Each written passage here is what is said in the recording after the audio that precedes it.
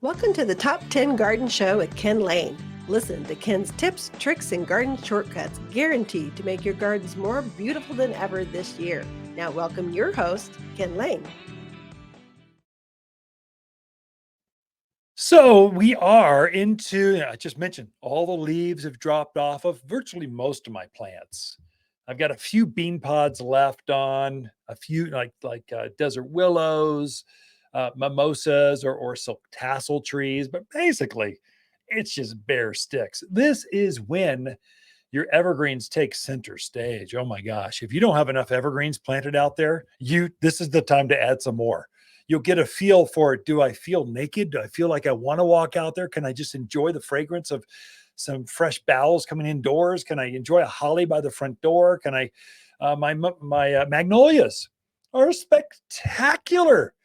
I mean, they're not blooming. So they had white flowers on them. They're about, 10 years old. They're standing maybe 15 feet tall. This is traditional Southern magnolia. There's a hardy variety that grows here at this elevation, this Central Highlands, this Sedona, Camp Verde, Prescott Valley, Mayer, Prescott, of course, Skull Valley, Yarnell, those areas.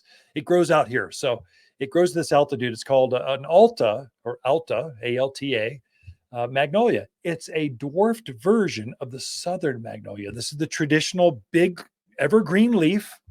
It's got green on one side, kind of a lighter color on the backside. Got this beautiful, big, fragrant flower in the growing season. Not now, but it's fragrant. It's beautiful. It's what you're thinking of when you think of Southern magnolia, but it's hardier. It goes down to colder climates. So I've gone down to 0 degrees with this tree twice, and they still look fantastic. So I think they're a zone 5 or 6, something like that. So, that's tough. Those are plants that can go down to about 0 degrees. And they are taking center stage in my gardens right now because there's so much green in the yard. You just don't notice them as much until they bloom. Once they start blooming, you go, whoa, that's pretty cool. My pine trees, they are center stage. Junipers, center stage. They just look fantastic. By the front door, I've got English ivy. I've got it trained it's in a pot, got it trained on a structure. So it takes on the shape of that structure, but then I put lights in it. It just looks festive. The hollies have bows in them. They just look festive. They just look like holly. You just want to add it just says holiday cheer. And it's just Merry Christmas to everyone. Happy holidays. It just says, I just love being here in the outdoors. Now, these are plants that like being outdoors. They like being planted now. They like everything about winter. This is when they shine.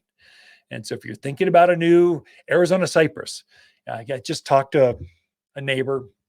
They got a new down the street. They have a new house.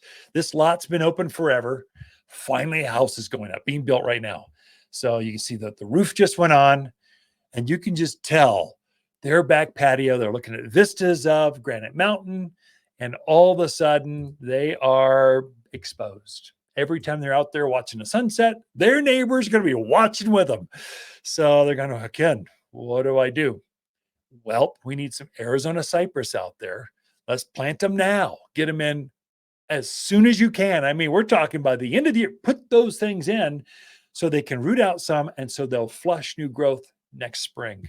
So they'll double down in size. If you wait to plant till spring, you're just going to be stuck with that size it's going to take an extra year for them to grow and fill in and block that neighbor, which is, I'm sure, going to be a great neighbor. Just, you don't want to see your neighbors all the time, especially when you're out there watching a sunset, sunrise, or watching the hummingbirds go. You kind of want this private, secret garden, much less when you're out in the pool or the hot tub.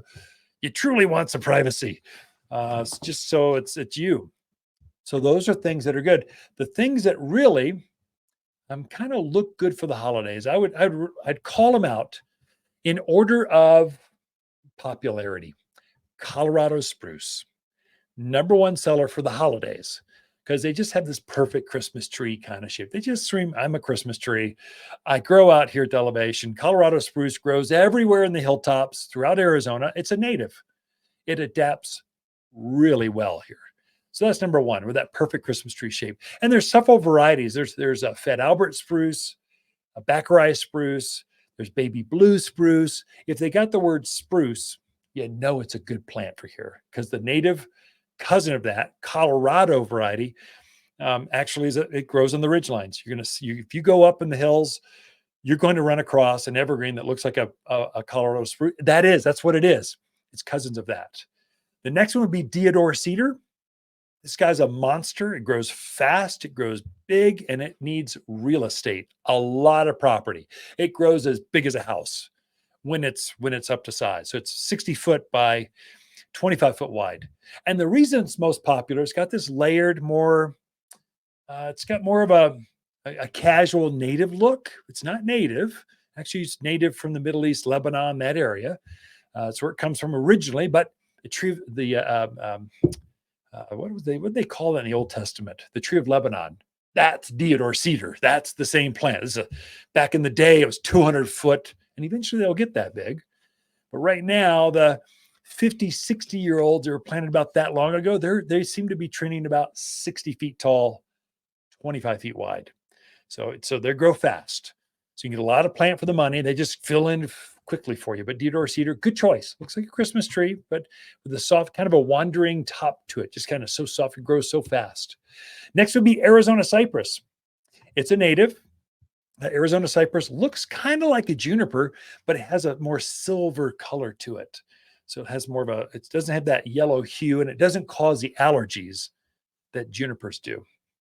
So it's got a very fast growing. It's probably the fastest. It's right up there with deodar cedar, but it only gets up to 25 feet by about 12 feet wide. So it's more consistent with, I want to block a neighbor. And that's what I was recommending for this one friend, going, hey, you should do Arizona cypress. Man, put one right where it's going to get and stagger them, put them in a triangular shape. Let me spot them for you, and they'll be gone by next spring. And they will be. It's going to fill in and go fast.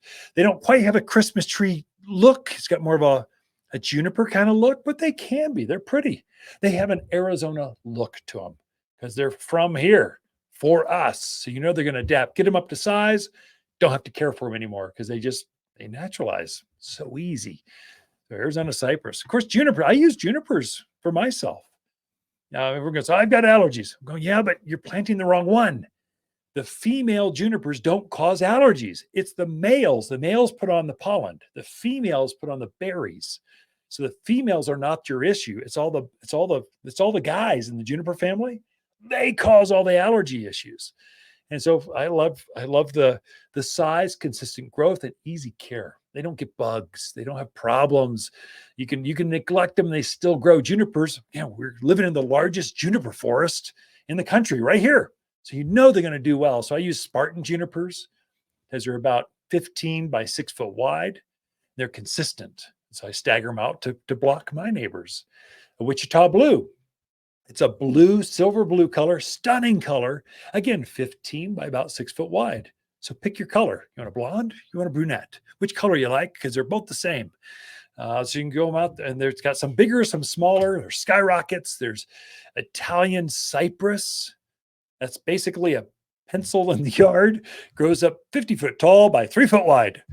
Not quite wide enough for me, but sometimes it looks handsome out there in the yard. Of course, Austrian pine.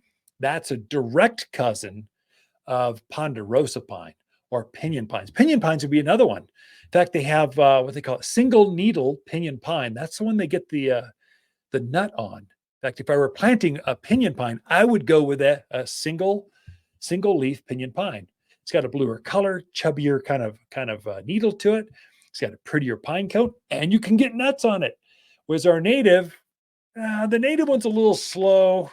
It's about 10, 15 years out before it actually gets a pine nut, and then they're small. Whereas the single needle looks very similar, gets the big chubby nuts to it.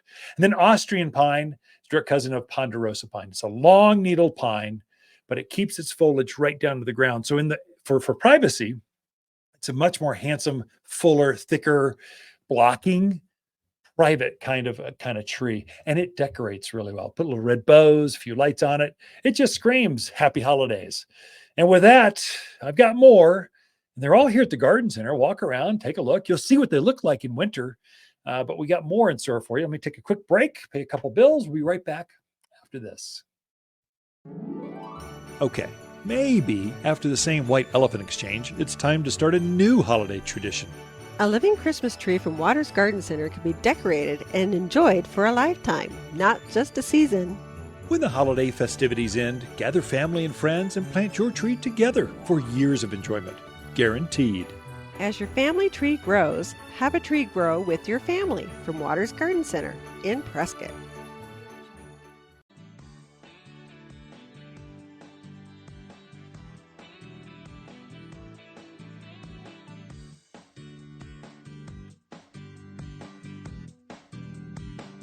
You're listening to garden expert Ken Lane. He can be found throughout the week at Watters Garden Center in Prescott. Thanks for tuning in to the Top 10 Garden Show.